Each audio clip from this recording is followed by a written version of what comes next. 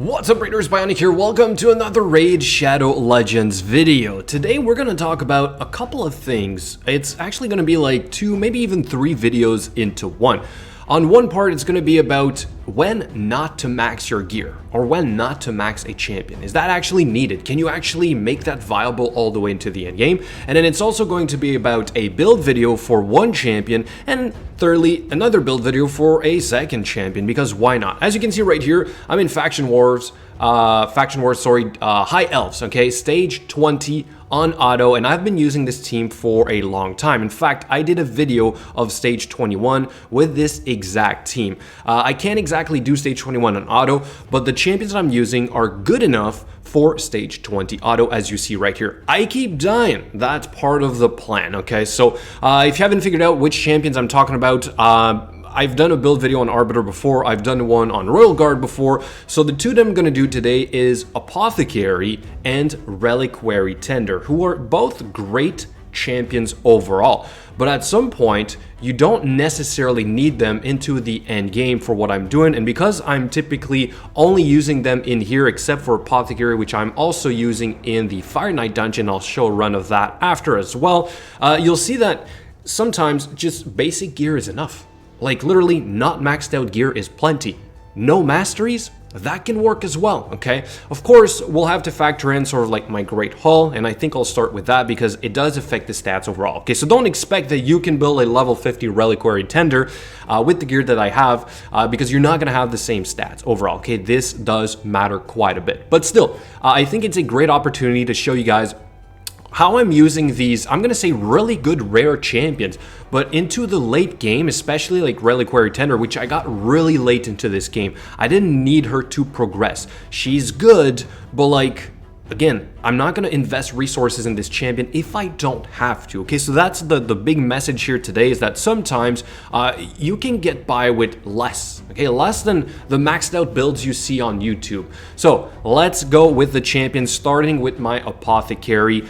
A lot of rare pieces, some epics as well. Of course, it is all about speed on this guy, okay? I'm not going to lie. Divine pieces, I don't have a lot of, but this guy does have 2 of them, so we're really just looking for speed here. This shield right here is okay-ish, but defense obviously also being quite important. I'll tell you guys why. That's for Fire Knight, right? So this guy is taking some of the hits.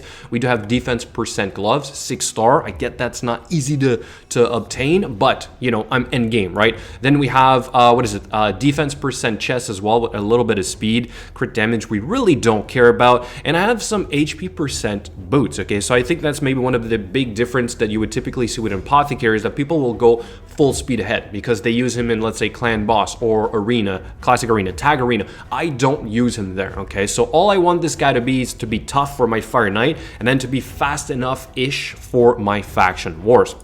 For the ring, we have flat defense. The amulet, we have flat defense. And I do have a pretty solid banner as well, okay, I'm not gonna lie, which is a flat defense, okay? So for total stats, we're looking at about 36,000 HP, 209 speed, even with those HP percent boots, okay? I've seen apothecaries of like 260 plus, 280 plus speed. That works as well. But again, for what I'm doing, this is good enough, all right? As for the skills, they've been maxed out a long time ago, and then here's the funny part. Well, not funny, but I mean, I've never changed his masteries from when I was using him against the clan boss.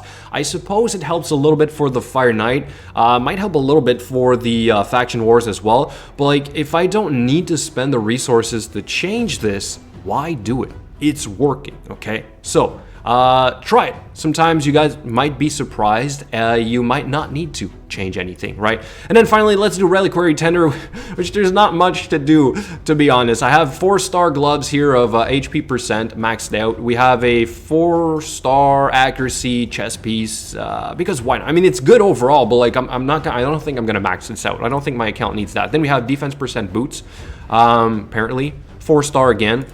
We have a shield here that's not maxed out with some crit rate defense and some speed. We do have a maxed out helm, and then we have a 5-star weapon here.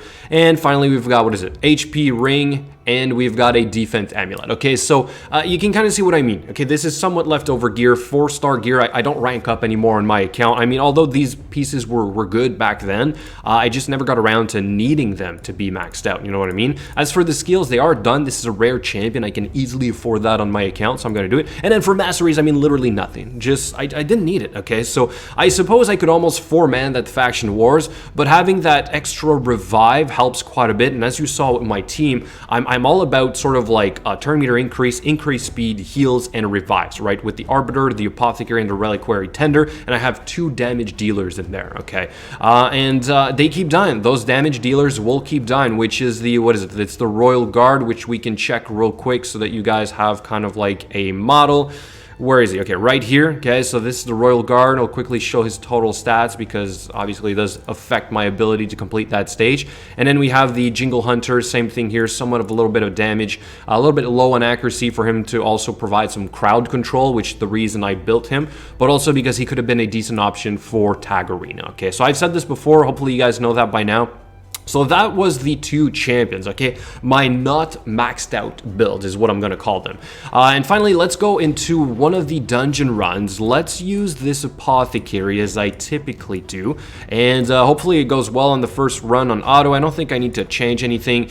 And now's a good time to test it because we have a Fire Knight tournament. Which, by the way, I'm gonna say I've been skipping.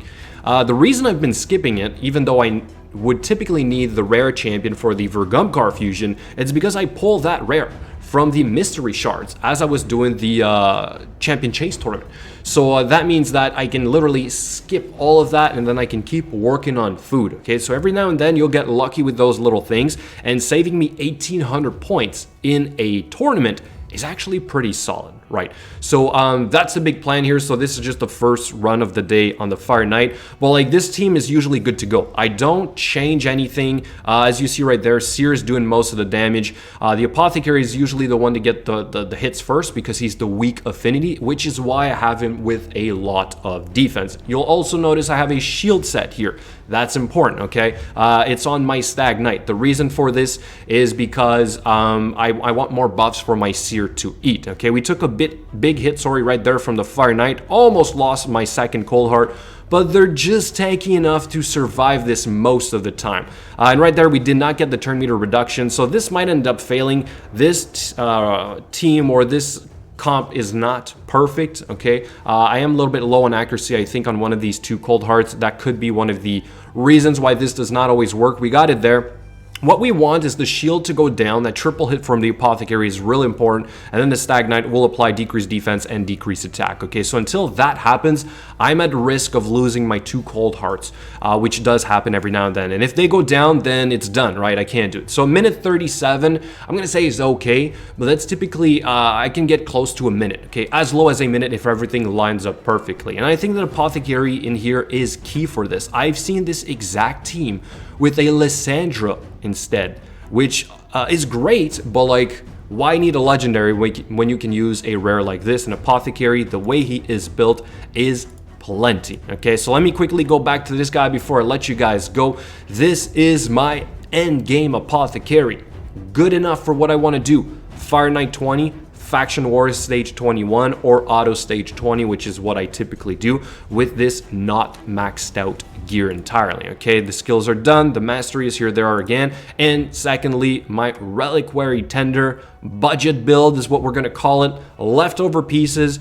We do have a shield set in here for a little bit of added survivability. I think that her total stats for Reliquary Tender, is actually pretty decent to put a shield set on. Okay, so if I were to max her out to level 60, I would keep a shield set on her. If you have an extra one sitting there, I think she would deserve it. Okay, that would probably help for Faction Wars a little bit. I've seen Reliquary Tenders built in Relentless sets because of the way her skills work. You'd get more heals out of her, which could be very, very good. I suppose you can put an Apothecary, Reliquary Tender, and like a Painkeeper in any dungeons you want, and that's basically all the survivability you would need to complete those dungeons. You just put the right kind of DPS along with that team. That's usually good enough. Okay, so I really like this combo. But like I said, because I got Reliquary Tender so late, I did not need this before. And for what I need now, plenty. Okay, so let this be an example for you guys that eventually you might be able to half gear champions, assuming you have a decent great haul, and you will still be able to get by. Okay, so guys, that's going to be it. Let me know what you think in the comments below. As always, thank you so much for watching, and I will catch you guys later.